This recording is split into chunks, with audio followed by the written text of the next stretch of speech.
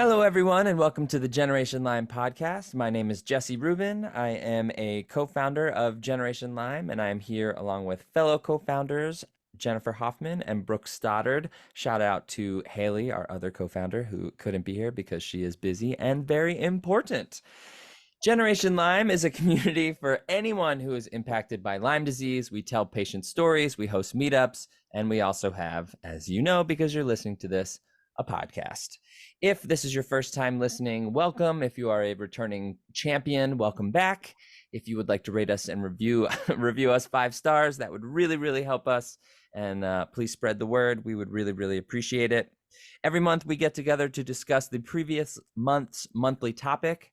February's monthly topic was stories. We are a little late this month, mostly because I was traveling. So sorry about the delay, but I am happy to be back with Jennifer and Brooke, and I'm excited to hear what they have to say. Hi, guys. How's it going? Good. Hi. Hey, Jesse. Stories, a lot we could cover, a lot of different directions we could go in. We were talking very briefly before we started recording about all of the different ways we could take this conversation. So let's just get right into it. When it comes to Lyme disease and stories, what is the first thing that comes to your head? What's the first topic that you want to share about? Brooke, I think we'll start with you. And what's the first thing that you think about when it comes to stories? Oh boy, I'm really excited for the three of us to talk about this because I think there's so many ways that we could tackle the topic of stories, and I'm just going to start with one of those ways. But, I think for myself personally and all three of us on this, on this podcast, we believe that one of the ways to create a positive change regarding creating more awareness of Lyme disease and more empathy for patients who have Lyme disease is to help Lyme disease patients who have experienced Lyme share their stories.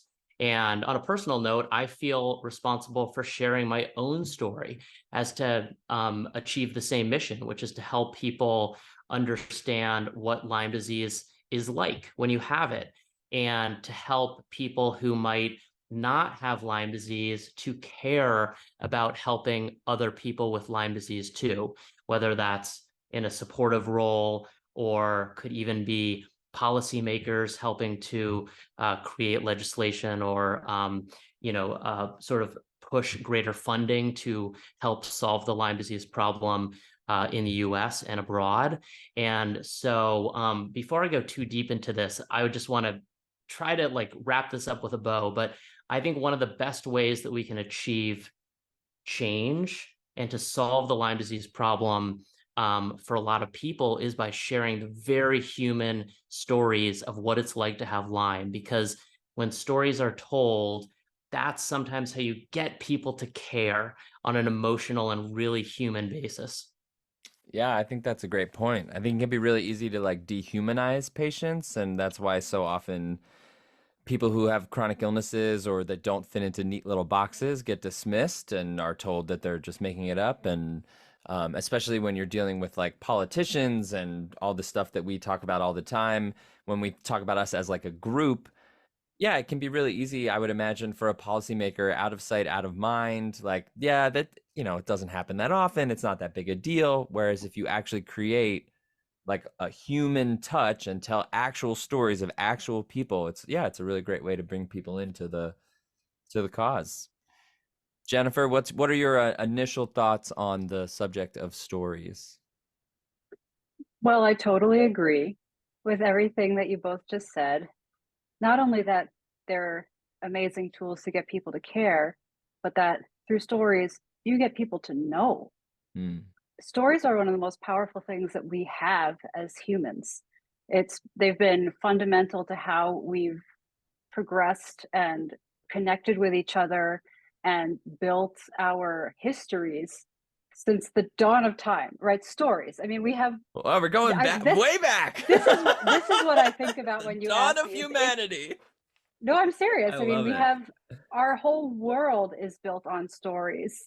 Our personalities are built on some of the stories that we've been told and the stories that we loved as kids, that we love now, from fiction to nonfiction. We're our world is built on stories. Stories are how we learn about things that are important, things to pay attention to. So not only do we learn to care, but we learn that something exists and we go from there. So I could not agree more about how important it is. I think that stories help build our identities and they help connect us with each other. And one of the things that I think when it comes to Lyme disease and chronic illness, disability, traumatic events is that whatever stories we had going through life get changed. The narrative that we had for ourselves gets rattled. And that's really, really hard to reconcile. That can be a really difficult thing to process and can kind of create an identity crisis for yourself. And that's why so many of us, when we struggle with our experiences, also struggle with who am I now? How does the world see me? How can I communicate with the world? And a lot of that is by having a changed story and not even knowing how to tell it. And I think by virtue of sharing other stories and sharing our own stories, we help people come to terms with having space to figure out whatever their new story is and having freedom to figure that out and know that it doesn't have to just be, okay, now you're only a sick person or you're a person with a mystery illness that doesn't have any solution. You're the only person in the world with these symptoms. It's really a really helpful thing to help bring back that sense of identity. And then sharing one story can further help get back a sense of community from a place of isolation. So I loved all of that. I love everything you guys both say all the time. So that is nothing new. I want to take it out of the not vague, but I want to bring it into like personal, because as soon as you started talking, I was like light bulb. Like before I got sick, my whole identity was like singer-songwriter. That was my job. That was my life. That was what I talked about and thought about all day, every day. Like how to write songs, how to play more shows, how to get more famous, how to be in front of as many people as possible. That was the story I told myself. That was my identity, and the story I told myself that was who I am. And then my illness was like, no, you're not. Because what is a singer-songwriter that never sings and never writes and never performs and never travels and never does anything? And my identity was really destroyed. And that was one of the hardest parts of being sick for me, was trying to figure out the story of who I am without all of that. And I think I would love to know, like, what are either the one story or maybe there's a couple for you guys that were like the hardest to reconcile with, and maybe like the new story that you had to tell yourself or come up with or create, either when you first got sick or over time as you were dealing with your illness. I mean, I feel like so often you hear, and it comes up on meetups all the time, like, don't make your illness be your whole identity, and which I think is very victim blamey, and there's a lot of issues with that. Because of course, if that's what you want it to be, I think it should be. And so I'm just wondering, where you guys stand on that. What are some of the stories that you had about yourselves or about life that that you really were sort of surprised by, or were really challenging for you? Great question. I'm just loving this podcast so far. What Jennifer Me and Jesse, too. you both said was just amazing. Well, she went back to the dawn of humanity, dude. So we're already like, this is already the best podcast we've ever done. People This are is like, awesome. this podcast is about cave drawings? I mean, kind of.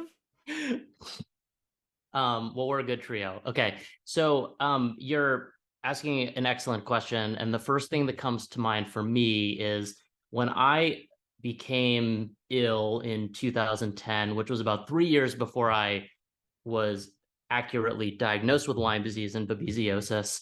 I remember the thing that I was the most scared about was one of my symptoms, brain fog, which way back then was not part of the common vernacular in the way that it is now in a sort of, COVID and post-COVID world where people say brain fog and everyone kind of knows what that is. Isn't that weird? Isn't that like kind of what? I mean, obviously, COVID really messed up a lot of things, but like brain fog is just in the common vernacular. And when I was saying that 5 years ago, people looked at me like I was insane. Anyway, go ahead. Sorry. Yes. Every time I see that word in like a news article, I'm like, I can't believe it. But anyway. It's so true. And I think we all have stories about brain fog. But for me, certainly in 2010, I was trying to explain what the sensation of brain fog was to people. And the term brain fog seemed hard to define. And so it was tough to explain it. But it certainly wasn't the only symptom that I was experiencing, but it was the scariest. And so the thing that was very difficult for me is in 2010, I felt like brain fog was going to impede what I cared about, which was to succeed professionally, in my career of choice, which was finance. And I felt that having brain fog was going to hold me back from continuing to just move forward in a workplace that I really loved.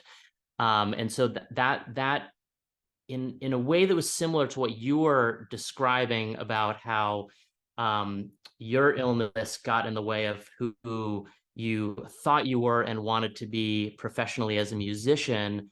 I felt like I, up until 2010, had just been able to use my brain in a fully functional way. And brain fog made things like reading and doing math and having a crystal clear short-term memory so much more difficult and really scared me and made me fearful that I wouldn't get to pursue the career in the same ways that I had for prior years.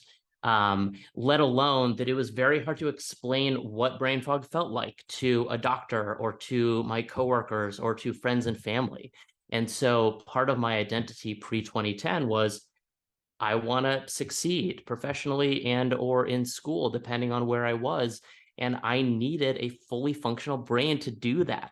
And so when brain fog hit me as a new symptom that I had to sort of negotiate 24/7, that was scary. And I had to learn to deal with it and make changes in my life to make the brain fog as minor an impediment as possible, in a way of buying myself time until I could experiment with treatments, get accurately diagnosed. And then fortunately with treatment, the brain fog went away over time. But it certainly was a very, very scary time in my life back in 2010. Yay. Jennifer, first of all, I have so many things I want to say that, but Jennifer, what are a story that you really had to come up against when you were dealing with, I know there's probably a million of them and we could talk about this for 100 hours, but. So it's kind of incredible that the three of us are having this conversation and I'm going last and two of you said the two things that you just said, because those were the two stories that I had the hardest time with. Those two stories. One was I'm a singer and singers aren't supposed to be sick all the time, having, sinus and throat infections and just having all kinds of issues, that physical issues that get in the way of having the singing career one would like to have. And so I was always struggling with the story of all the things that I could do that were perfectly aligned to a career that I was passionate about in singing, but this sort of secret thing that I was always navigating, which was that I had a liability, which was my health. And at the time I didn't have a diagnosis. It wasn't being managed. I was constantly coming up against disbelief and dismissal and wrong directions from the doctors that I did see, because I was tenaciously trying to work it out, but I didn't have much success in the long term, of course, otherwise I would have been diagnosed earlier.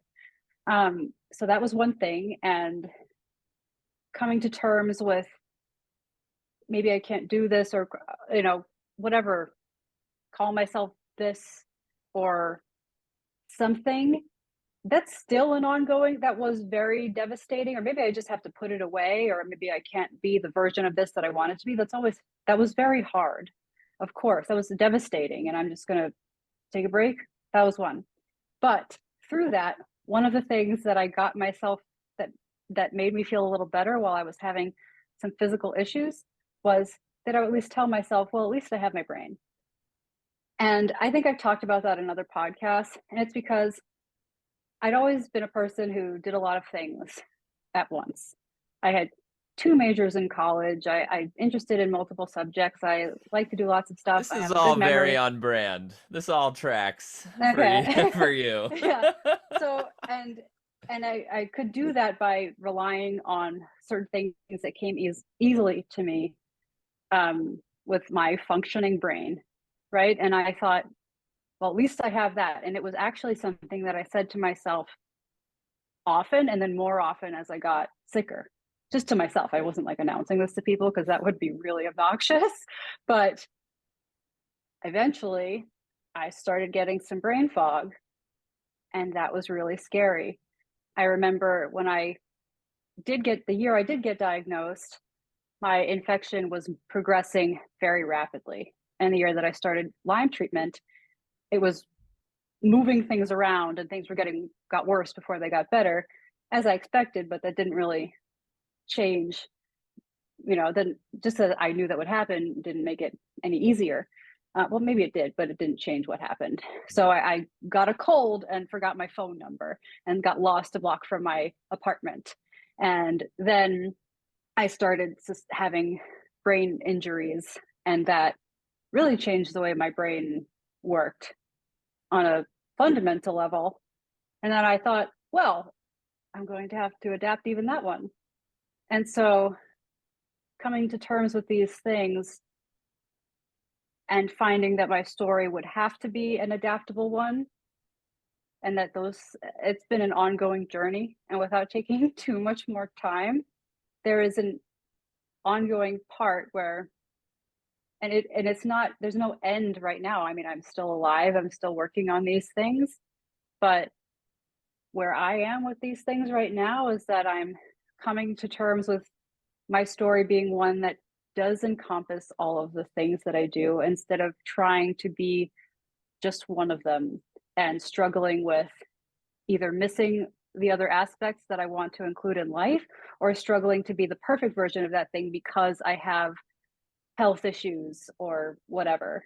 So instead of just trying to be one thing and feeling like a failure, or having a health issue and considering myself as just that, or basically not just this, not just that, but maybe one person who has done a lot of things because that's who I am.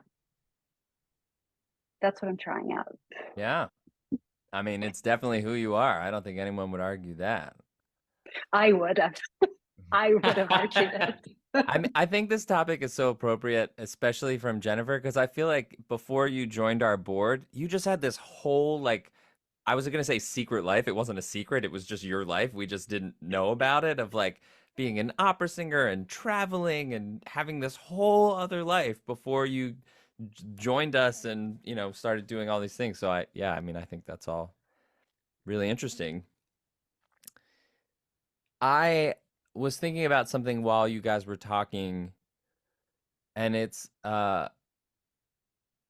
I'll give you an example of it, but I'm wondering if there are any stories that you decided on or started telling yourself when you were at your sickest that still impact you. And like before I got sick, I was like 26. I was in the best shape of my life. I just run my 3rd marathon. I just started dating this awesome girl who's now my wife. And I kind of felt like life was easy and everything good that I wanted to happen was going to, and I wasn't really worried about it. And somewhere in my 3 years, and I've talked about this. I don't know if I've talked about this on a podcast, but my wife and I have talked about it in like couples therapy and stuff. What I say is like something broke in my brain that hasn't yet fixed itself. But I think what I'm saying when I say that is like, just from lying there hour after hour after hour, not knowing if I was ever going to get better, not being able to read, not being able to listen to music, not being able to watch movies, not being able to spend time with people. I think I started telling myself like life isn't fair, or like you don't deserve to have everything you want, or I don't know exactly what it is, but something like, oh, the way you thought life was gonna go, like, that ain't it. Like it's gonna go this way and you have no control over that, and it's, oh, like life is way harder and worse than you think it is, or it's something, I don't know the exact wording of it. I'm sure when I think of it, I'll like wake up in the middle of the night and think of it, but I definitely have like the way that I viewed life before I got sick and the way that I view it now, even though I've been in remission, like almost full remission since like 2016. Like I'm super fortunate. And I know there are people who are listening to this who are not in remission, and I'm so sorry. And it's mostly luck of the draw. I didn't do anything special, but I'm wondering if there's anything like that from when you guys were really, really sick, um, that like still invades your day-to-day life now when you are not 100% better, but definitely a little bit out of the woods. Tough question. I'll tell you what comes to mind. It's going to be a smattering of thoughts. Um, when I was sick, I had certain thoughts that I think would be familiar to a lot of people who are listening to this. One of those thoughts was, it's possible I have a disease that no one has ever discovered before, Mm. and I'm the only one on earth who has this. Jennifer, did you think that too? Did you ever have that thought? No, I'll tell you why when it's my turn. Oh man. Okay. I'm Oh, excited to hear this. oh, good cliffhanger, Jennifer. Yeah, this is actually is a great cliffhanger. The other thought I had is, I don't know what my condition is, but I would pay almost any amount of money to make it go away, Oh my God. which really puts things in an awkward financial context in a way. And I think another answer to your question is, when I started, when I became sick in 2010, I became laser focused, and one of my biggest goals in life was just to get better, and like I was thinking about it 24/7, and what can I do to optimize my health. And as I got better, I started to not think about Lyme every minute of the day, but a part of me is still trying to get better and better and better. I mean, for how many years have I told people that I'm 95% better? And the reason that I've said that is because I don't really know what 100% better is. You call it remission, and that's a big part of your story. But for me, getting from 95 to 100 is vague and difficult. And so, I still think 13 years in that I could get a little bit better. And I'm constantly working on that. And then the last thing I'll say, without belaboring the point, because it could be a longer story, is that I recognized that as part of the experience and the way that I reacted to my experience with Lyme, I wanted to do something to help other people with Lyme and to just make them feel less alone and help to make their journeys with Lyme shorter, or their path to diagnosis shorter. I'm not saying I knew what that was, and I'm not saying that I thought about that every minute of the day, but it is the reason that I was driven to do something like this, which became Generation Lyme, with the two of you and Haley. And so those are just a couple of thoughts that I had as to how my life story changed, and the things that I obsessed about all the time changed as a result of getting sick in 2010. I think it's amazing how different Lyme patients can be, but like I had all literally the exact same wording of the same thoughts that you had. Like I will give any amount of money to make this go away, or at least to find out what it is. No, do I have this crazy illness that no one's ever heard of before, and I'm the only one that's ever had it? And whatever, we can talk about this in a second, because I gotta know what Jennifer. How did you not? How did you thought you had just like some common thing? Oh, wow. So maybe not a common thing, But I'd been circling the block in terms of going to the doctor a ton for years. Yeah. This might be because I was sick for a long time that I stopped thinking that I had a unique disease. Like I became suspicious of my diagnoses pretty early because I thought it didn't make any sense.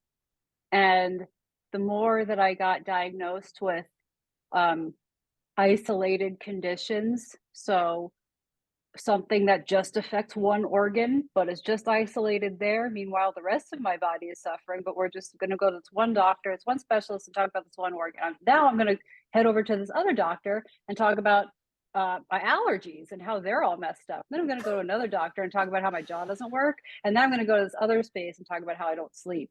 And they're all going to be like talking about all this stuff. It's always going to get worse. And no one's going, so let's talk about the bigger picture. You literally just described the problem with Western medicine. I know. Yeah. So I was like, the case you know against what? Western medicine. That's the case against Western medicine. So I'm going, right. So this is actually perfect for the Stories podcast because I love stories. And I'm there going, you know what? Sherlock Holmes would not accept this answer. Fantastic. Fantastic. This is too complicated of an answer.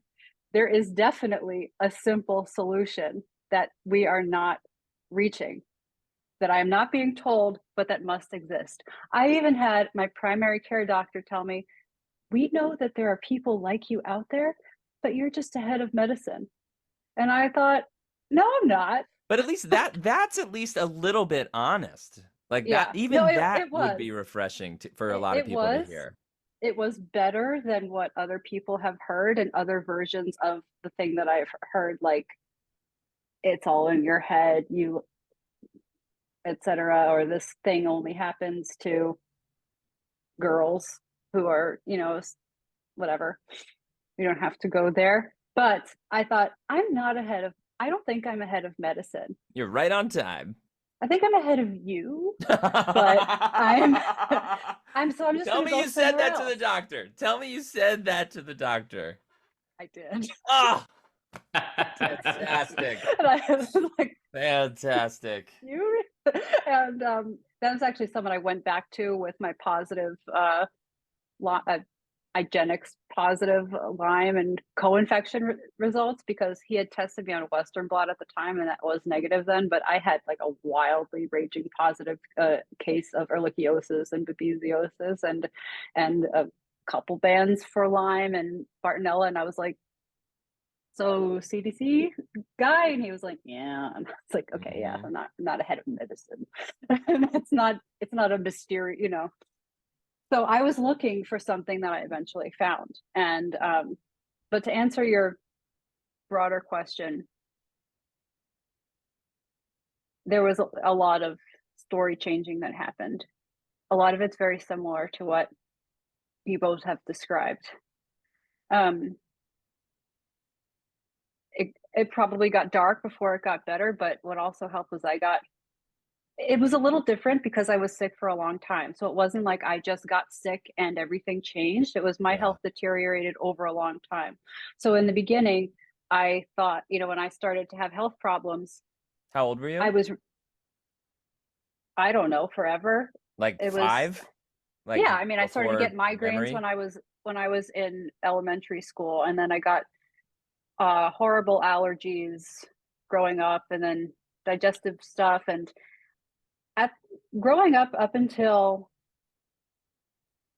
maybe after the whole time I was in school, and that's through grad school, I was really preoccupied with other people's stories and those versions of me, those versions of how they represented me, because there were a lot of people who told other people, including me, that they thought I was faking it, whatever I was saying. I had a compromised immune system and I often got sick, faking it for attention. If I had weight fluctuations or fluctuating energy, I had an eating disorder. if I had, so on. And those were rumors that were started. I felt there was a very traumatic event that happened while I was in school that involved a tale of my health being used against me as a reason for poor treatment of me. And that was something that stayed with me for a long time. So when I was pursuing a diagnosis more as an adult, and when I did get diagnosed, I found that maybe unusually empowering because it started a journey for me of maybe for the first time claiming my own story for myself. I was going to figure out my health situation, and I did. I was going to figure out what the hell my story was, and I did. And it was hard, but I was going to figure out a way to help people. That was my first idea too. The day I got diagnosed, I told my voice teacher, well, we're gonna do concerts and help people. She's like, don't worry about that right now. Maybe get better. But I think it's probably extremely common for people in our community who become sick with something really extreme and something that's poorly understood, for which there's a lot of misinformation and often disinformation out there, to feel like their stories have been taken away from them or co-opted by someone else.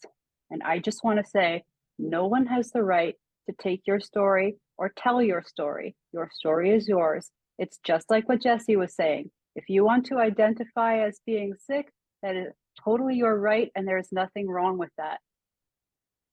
That has been a big journey for me, and something that I have benefited from in a very strange way. Well, first of all, why are kids so mean? First of all, I'm sorry for whatever rumor that was. Kids are awful. It wasn't a kid. Oh, jeez. Why are people so mean? The like you're making it up for attention thing, that always rubbed me the wrong way, because I had to have this conversation with my family so many times of like, why would I lie about this? Like This is not cute. If I was gonna lie about something, why would it be like I'm lying about not feeling well all the time? Like, why would anybody why would you lie about having a disease that nobody can find? It just makes no sense. But I would like to just touch on that, what you brought up at the end there a little bit, because that stuff comes up a lot. The like, well, my mom said like I can't just only be a sick person, and I have to like get out there. I have shared on a lot of meetups, like my parents tried to have like an intervention for me about like if you're like, you might be not feel well, but like you have to deal with it and like live your life. And I just was like laughing at them, and I was like, if you knew what I felt like right now, you would never be saying this to me. And for years I would introduce myself like, hi, my name's Jesse, I have Lyme disease. Like, it was my identity, because it was like Brooke said, I talk about this at concerts now. Being sick gives you like a North Star. Better. I just have to get better. My problems will go away. I have to get better. I'll be happy. I just have to get better, better, better all the time. And so if there are people listening to this who are really trying to reconcile with that, of like, who am I and what is my story, as Jennifer said, and yes, I'm dealing with this, but I don't want it to be my whole life. Or maybe there are people that do and they stopped working, or some people, I knew people when I was getting treatment who nobody in their life knew what they were going through. Their loved ones, their coworkers, they were worried about being discriminated against at work. So I'm just wondering where you guys sit on the like have the story of like where Lyme fits in with your life and your identity and all that kind of stuff. Because I think it's different for everybody. When I see people on meetups that are like, I'm really sick, but I'm working full time and I'm in school, and I am amazed by that, because I was like, I just checked out of life. I was just doctor, bed, doctor, bed, doctor, bed, doctor, bed. for years? That's a great question. I guess for me, I'm very passionate about three things. One is blockchain technology and digital currency. The other is helping people who have Lyme disease. And the third thing is electronic music. And a lot of my life revolves around those three passions. And so for me, a lot of my identity is, in a positive way, I think, associated with Lyme disease because I care about helping others who deal with it. And I want to tell my story so that other people can have, shorter experiences with the challenges of Lyme. And so I think for me, and I really want to reiterate that it is, I do believe Lyme is part of my identity, but in a positive way. Probably wasn't always that way, but for me, I talk about it and lead with it all the time because it's just something that I think is important and I want to talk about it. And so for me, it's a good part of my identity now. I would, to kind of appropriately include nuances, I don't think it was a great part of my identity early on when I was really struggling and I was undiagnosed and I was experiencing brain fog that I thought was going to impede my career. But now 13 years in and a much healthier person, I feel like Lyme disease is a good and important part of my identity. And I try to use that to create positive change for others. But was there a period of being really sick where you weren't learning about blockchain and you weren't doing anything with electronic music? And like, was that challenging, or was it always like, yes, I might not be as focused on these things now, but I will later and it's fine and I'm just dealing with this annoying thing? Or was it like, yeah, how was that balance for you? Yeah, I mean, in 2010 and 2011 and 2012, I was focused on uh, you know, managing work, but spending the rest of my time reading research, reading health blogs, going to doctors, experimenting with a lot of different treatment, you know, products, and just trying to figure out ways to feel better um, by making other changes in my life, exercising differently, changing my diet. And so, yeah, for a while, for years, I had to put aside other passions or even spend less time with my friends, and focus on my health and sort of improving that materially so that I could create time to do some of the other things that I wanted to as well. Oh yeah, that was a huge one for me too. I couldn't hang out with anybody. I mean, every once in a while people would come over to like bring me food and stuff, or I would push myself to go do something and be miserable the whole time. But yeah, that was a huge part of my story was like I have lots of friends and I'm fun and I am social. And then my illness was like, no, you are not. Same. Now I hang out with my plants. Well, you got a lot of great plants. Yeah. Yeah. What was the question? Where like about having your illness be your identity and where you just where you sit on that. Like when you were at your worst. For me, when I was at my worst, being a Lyme patient was like 95% of who I was. I was also someone who used to be a musician, and I was in a relationship, kind of, although I was barely there. So was I don't, But for me, like all of my time and energy was focused on this thing.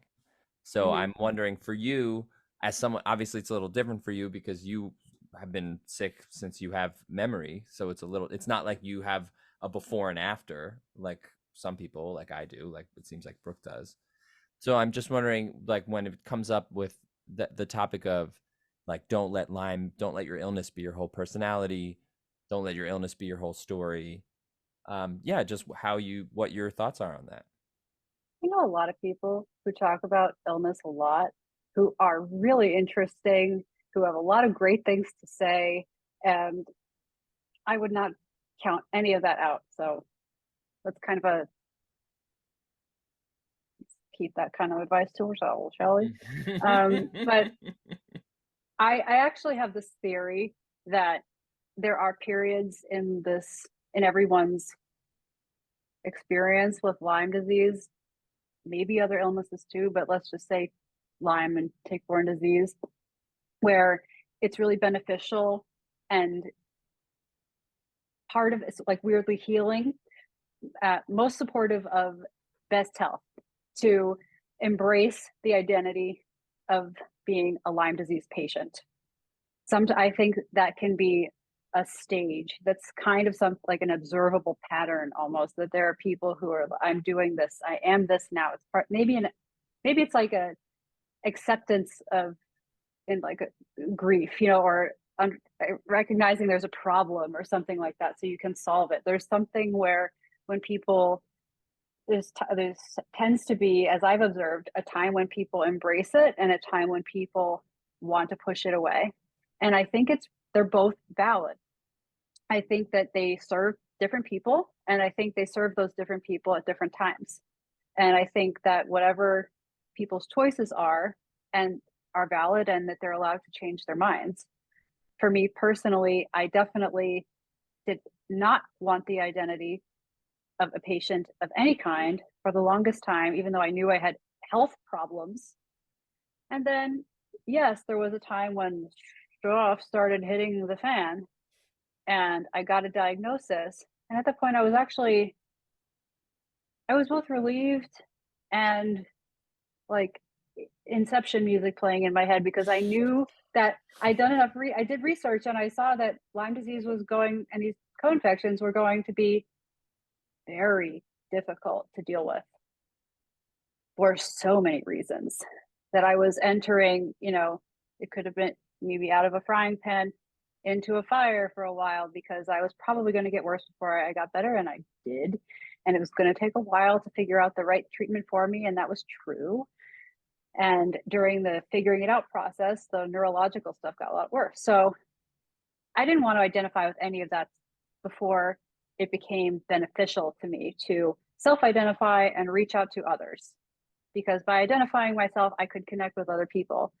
And I did connect with other people online by virtue of the fact that they were sharing their stories. So it does kind of coincide here as well. Totally. And when I met both of you, that was a time when I started to, the first day I went to a Gen Lyme meetup, I was not there yet in terms of identifying as a Lyme patient, but I became really invested in wanting to help people, that it started to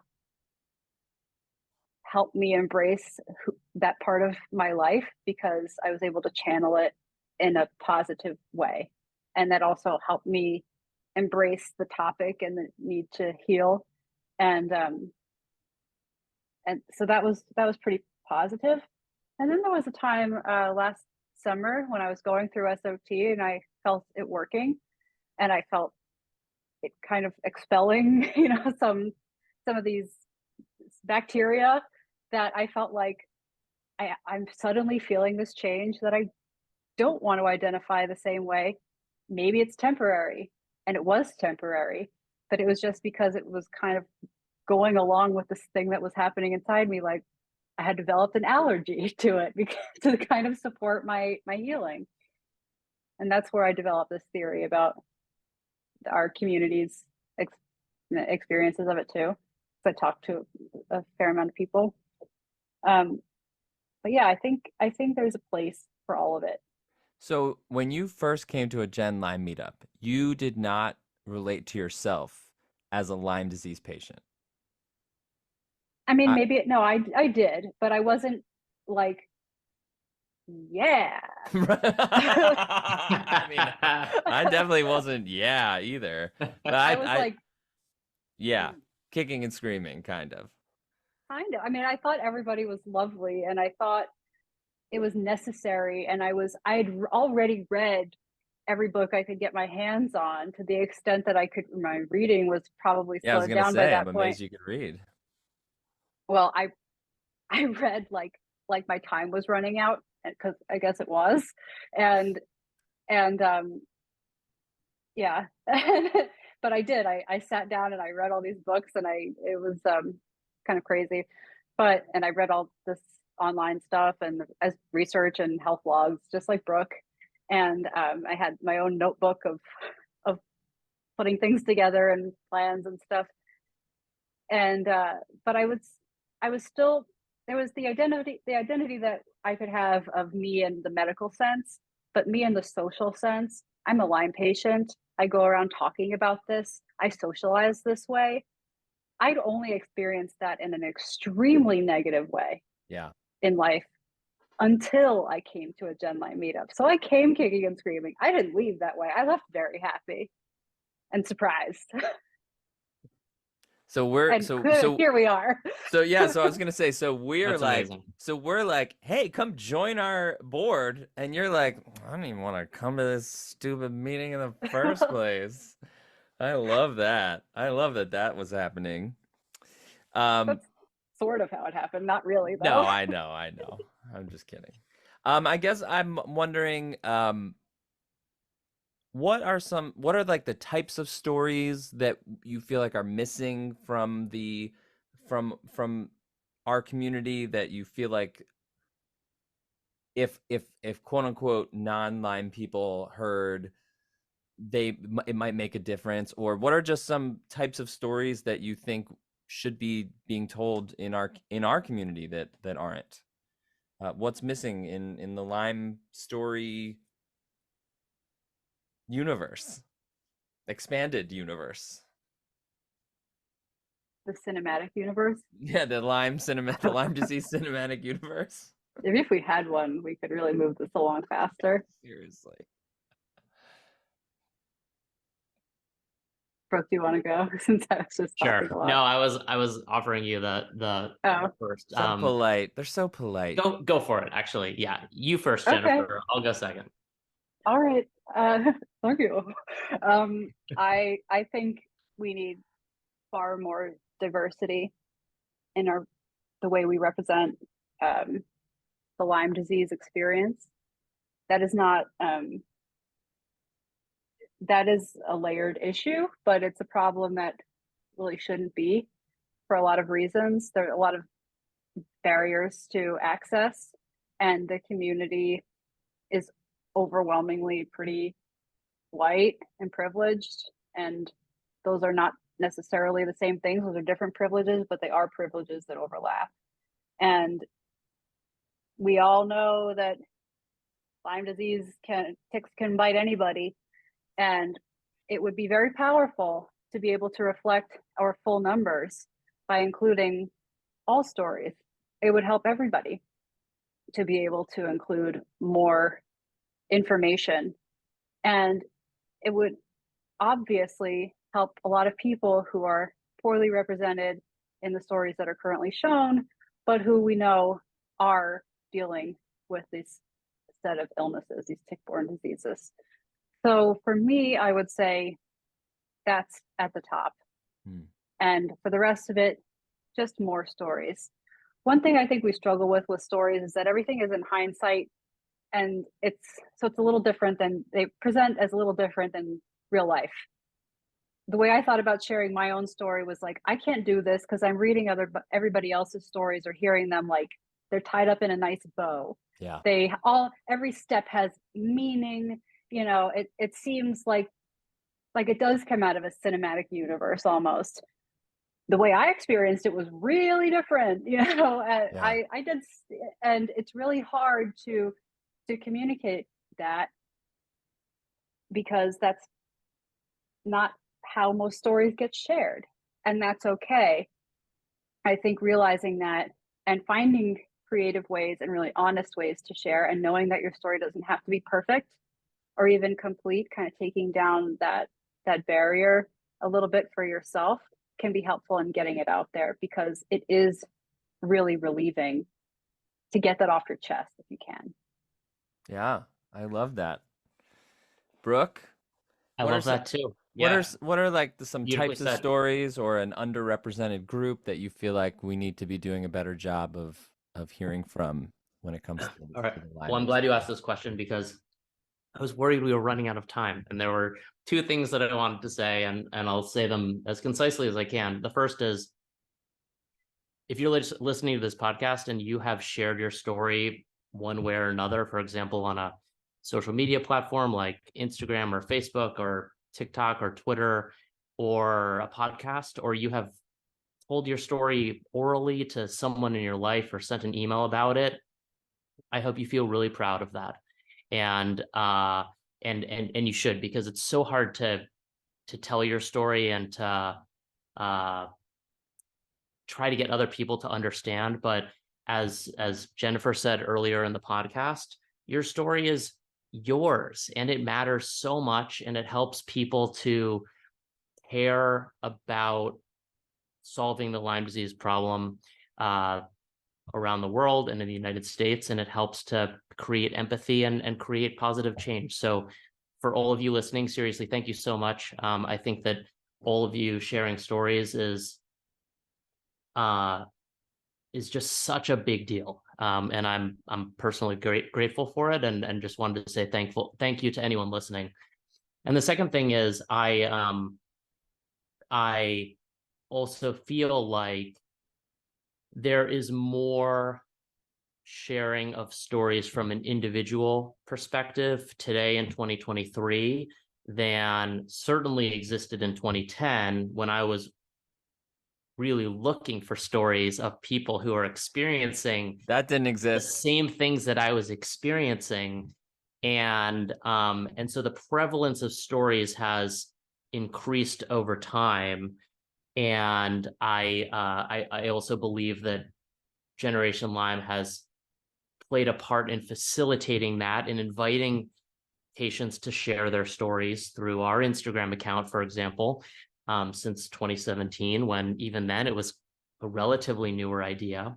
Totally. But as I have been thinking about over the weekend, I think one type of story that's really missing is a story from supporters. And Yep. the way I think about this is almost mathematical, but if we think that there are X number of people in the United States who struggle with Lyme disease and have Lyme disease, I'll bet their supporters network are, 10x that number. And so I'm talking, Lyme disease patients, brothers and sisters, and extended family, and moms and dads, and caregivers, girlfriends, boyfriends, partners, spouses. These are individuals who see what Lyme disease is like through the person that they are around and love. And these supporters, I think, their stories are underrepresented, and their stories can make a significant impact because there are just fewer of them. There aren't zero of them. There, I would say, a lot, but there could be a lot more. And I just know that out there, there are more of these people, like parents who are caring every day for a child who has Lyme disease. And I'd love to see more stories in this example from those parents, because I think that can have a slightly different and really important material impact on in this case, creating positive change and helping people with Lyme. Totally. What a good answer, both of you. Before we wrap up, Jennifer, it looked like you had something to say, so I want to give you an opportunity to respond to that. Oh, I was just kind of like, you heard it here first. Yeah, I mean, I think when we started telling patient stories in 2017, I don't know if we were the first ones to have that idea, but we were certainly one of the earliest ones. And now there are a lot of places where you can get patient stories. And I think, yeah, supporters and people and caregivers and people in relationships with Lyme patients, I think that is definitely a group that has not been heard from, and they need to, because it doesn't just, as we know, it doesn't just impact one person. It impacts a lot of people. And I just want to reiterate, if you're listening to this, I love everything that Brooke said. You have to share your story, because I wouldn't be here if some friend of a friend of a friend hadn't told me their story and basically saved my life. And I know that there are people that we've all shared with, and there's just so many people suffering and they don't know why. And it can be really intimidating to share your story. when you don't know how it's going to be received, but there are people that need it because they are going through a similar thing, and you sharing authentically what's happening to you will really just make a huge difference for them. So yeah, I love everything. I loved everything that you guys said. We're gonna wrap up here because we are almost at our hour mark. So I just want to thank you guys so much for everything that you shared today. And I just want to end by saying one of the only things that got me through 3 years of being a very sick person was the story that I would tell myself over and over again, that once this is over, whatever this is, I'm going to do everything I can to help as many people as I can that are also dealing with this.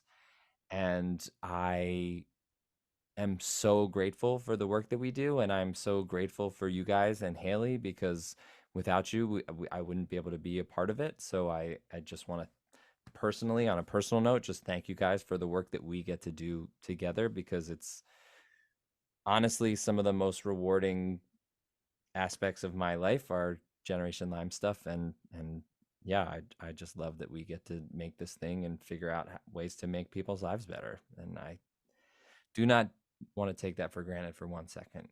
So thank you. So on behalf, now we're all blushing, on behalf of Jennifer and Brooke and Haley, I just want to thank you for listening to the Generation Lyme podcast. If you would like more information on Generation Lyme, please go to our website, genlyme.org, GENLYME.org. We've got all information about our meetups. We've got a ton of great resources for Lyme patients, for supporters, a ton of really great stuff on our website. Please check it out. And thank you for listening. And we will be back next month with another podcast. Thank you so much. And we will talk to you soon. Thanks, guys. Thank you. Thank you.